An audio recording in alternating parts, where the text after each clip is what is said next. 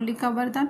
संगठन में रहते लक्ष्य और लक्षण को समान बनाने वाले सदा शक्तिशाली आत्मा भव। संगठन में एक दो को देखकर उमंग उत्साह भी आता है तो अलबेलापन भी आता है। सोचते हैं यह भी करते हैं, हमने भी किया तो क्या हुआ। इसलिए संगठन से श्रेष्ठ बनने का सहयोग लो।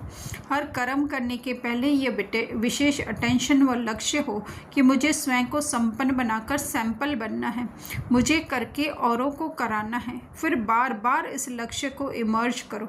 लक्ष्य और लक्षण को मिलाते चलो तो शक्तिशाली हो जाएंगे।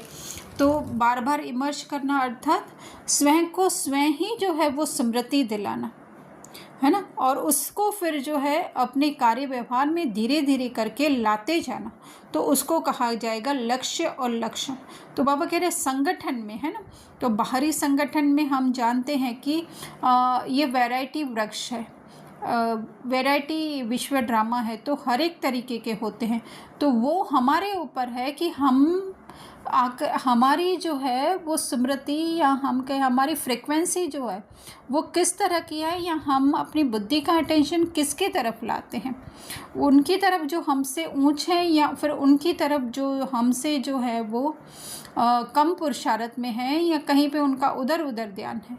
तो इसके लिए बाबा कह रहे हैं कि संगठन में श्रेष्ठ बनने का अर्थात उनको देखो कि जो अपनी ऊंची स्थिति में रहते हैं।